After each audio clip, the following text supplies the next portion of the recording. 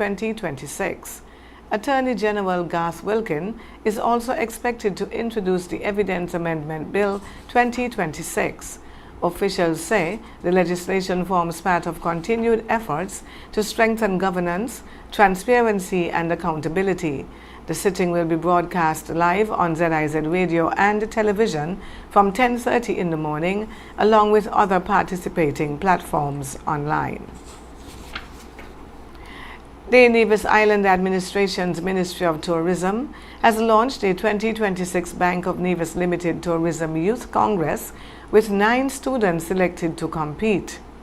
The students, drawn from Nevis's 3 secondary schools, are Ajani Hodge, Alison Gishard, and Jeremiah Adai from Gingerland Secondary School, Excellence Nisbet, Fantasia Stobie, and Rondre Daniel from Charlestown Secondary School, and Alexis Pert, Carissa Tyrrell, and Kayla Mendonca from Nevis International Secondary School.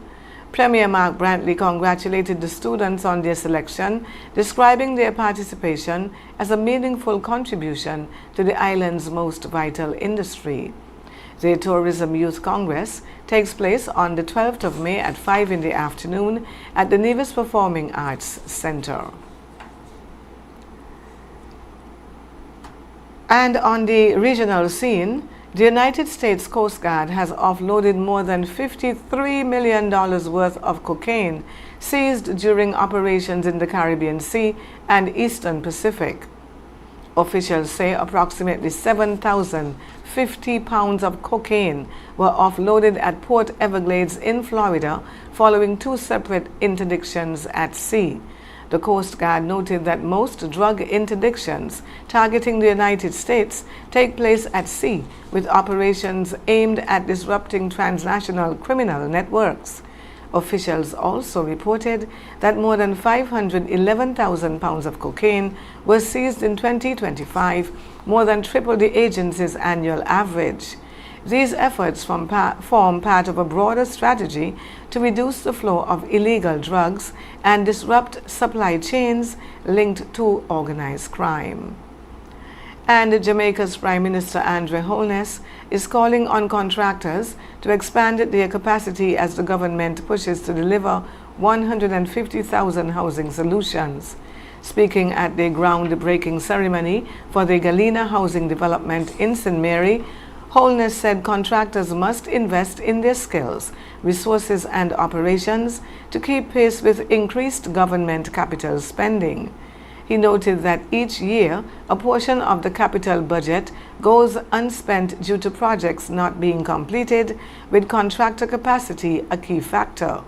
The Prime Minister said Jamaica needs a contracting sector capable of handling large projects and utilizing modern technology, with contractors expected to deliver at agreed prices, standards, and timelines. The National Housing Trust has partnered with Henan Fifth Construction Group Jamaica Limited for the Galena development, with a focus on skills transfer, technology sharing, and community development. On the international scene, North Korean leader Kim Jong-un has praised soldiers who killed themselves to avoid capture while fighting alongside Russian forces in the war in Ukraine. In a speech during a memorial event in Pyongyang, Kim described those who carried out what he called self-blasting actions as heroes defending national honor. Reports indicate that North Korean troops have been deployed to support Russia's operations, with South Korean officials estimating that thousands have been sent to the front lines. Intelligence sources and defectors have previously claimed that soldiers were instructed to take their own lives rather than be captured. Kim also praised fallen troops, describing their action as examples of loyalty and sacrifice.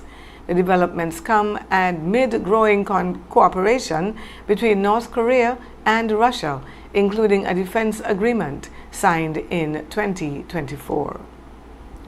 And Russian paramilitary forces have launched airstrikes in Mali as rebel groups advance toward the capital, Bamako. Verified footage shows attack helicopters and missile strikes targeting rebel vehicles near the town of Kati, around 20 kilometers from Bamako. The strikes follow a major offensive by jihadist and separatist forces that reports say resulted in the death of Mali's defense minister during an attack on his residence. Thousands of fighters are said to have been involved in the coordinated assaults, marking a significant escalation in the country's long-running conflict. Despite the air response, Russian-backed forces have withdrawn from the northern city of Kidal, a strategic location previously held by government troops. Mali has been mired in conflict for more than a decade, with military leaders seizing power in 2020. And now for a look at the weather. Partly cloudy conditions are being observed across St. Kitts and Nevis at this hour, with generally calm weather in place. Winds are light from the east at around 8 miles per hour, while seas remain moderate at 1 to 1.5 meters or 3 to 5 feet. Today, expect partly sunny skies with a slight chance of a brief passing shower. Tonight will be fair to partly cloudy with cooler conditions setting in. Sunset this evening is set to be at around 6:30, with sunrise tomorrow at approximately 15 minutes before 6. And that brings us to the end of the Midday Major Newscast. Join us this evening for these stories and more.